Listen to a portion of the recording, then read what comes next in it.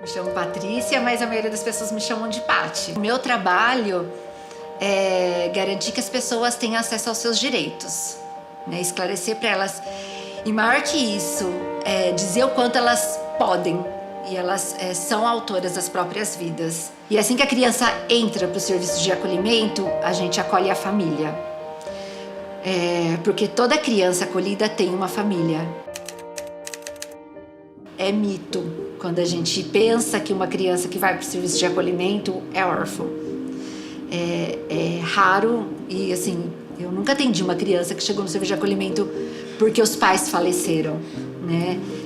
Na verdade, a família, por N motivos, não garantiu à criança o direito dela à vida. Sou super realizada. Nossa, tá vendo? Eu avisei. Sou muito. Quando eu decidi que eu ia fazer serviço social, nossa, teve um caminho, né? Eu não cheguei assim à toa, né? Vou fazer serviço social. Então, minha família é uma família muito católica também, né? Semanalmente, um grupo se reunia nas casas das pessoas pra gente ler junto a Bíblia, rezar, né?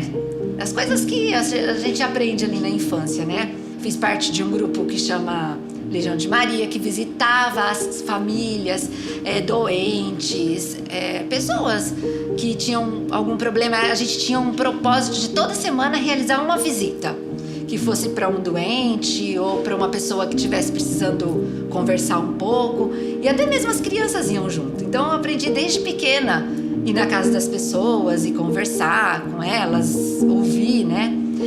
Sentir o que elas estavam precisando e tudo mais. E resolvi então um dia, né, todo mundo ali conversando, tal, o que vai fazer, o que vai fazer.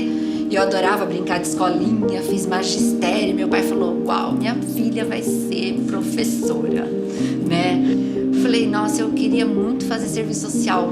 Todo mundo, nossa. Serviço social, meu pai, coitado, ele precisava me ajudar. Eu precisava entender onde eu estava entrando, porque ele sabia, ele tem mais experiência que eu. E ele fez a pergunta fatídica pra mim, né? Mas você vai ser pobre a vida inteira, né? Eu falei: acho que vou então.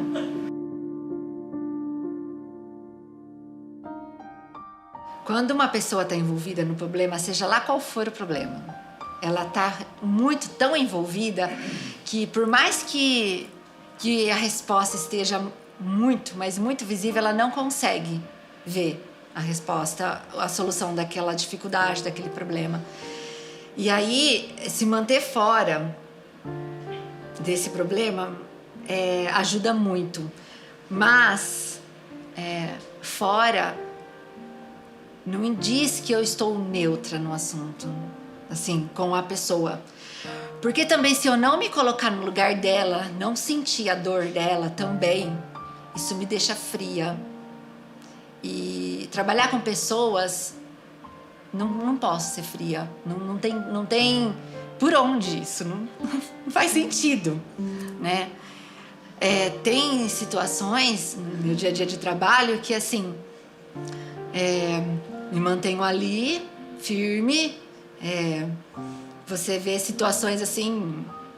Nossa, uma vez eu vi uma mãe se ajoelhar no chão e dizer: eu tô aqui porque eu sou obra do Espírito Santo, porque o Espírito Santo está em mim, eu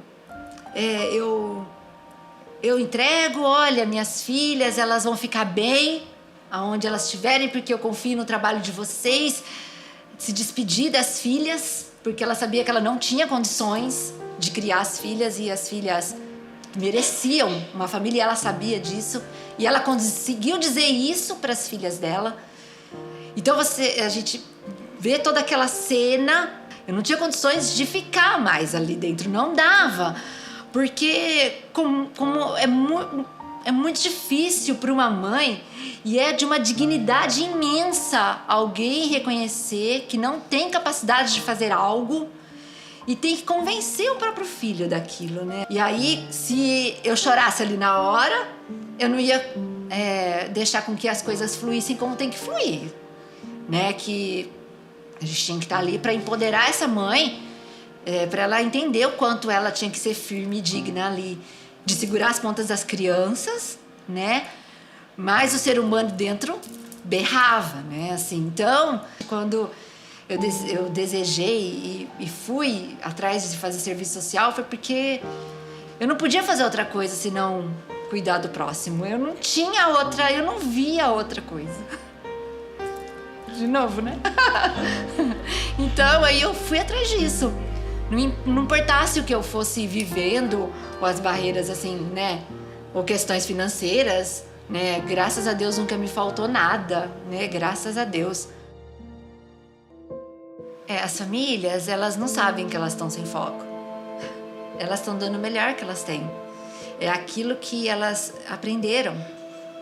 Quando essas famílias chegam lá e elas precisam entender que elas erraram em algum momento, é muito difícil, porque como assim? Se era a única coisa que eu sabia fazer, foi isso que a minha mãe me ensinou, porque todas as violências que eu faço com meu filho, com a minha filha, é repetição de uma história minha. Teve um caso que a gente conseguiu fazer a mãe aprender, a gente abriu as portas da BID para ela aprender a dar banho na criança, para ela aprender a fazer a comida que a criança precisava comer. E a gente ensinou isso para uma mãe. E tudo bem, e se todo mundo fizer um pouquinho disso, né, a gente consegue ter as superações, né? Mas a gente tem que acreditar que atrás daquele ser humano que errou, que há um ser humano, ali uma pessoa que precisa ser protagonista da próxima história, mas de outra forma. Mas às vezes ela não sabe, ela precisa que alguém ensine. E aí a gente ensina. Dentro das instituições não governamentais e principalmente abrigos, né, a gente não tem nenhuma denominação religiosa. Só que para trabalhar com o que a gente trabalha, ou você acredita em alguma coisa que é superior e que você pode pedir luz, sei lá, pedir o que você quiser, ou você não fica trabalhando num ambiente desse, porque você precisa acreditar no outro. Então, assim, a gente vai até o último da técnica. A gente procura não invadir, não julgar, tá com a lei embaixo do braço, trabalhando ali junto com o juiz, né? Mas o coração é grande. Foi difícil eu entender que eu tinha essa história e eu me orgulho.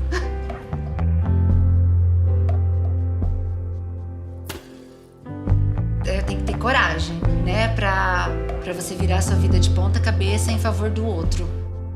Porque o ser humano vale muito a pena.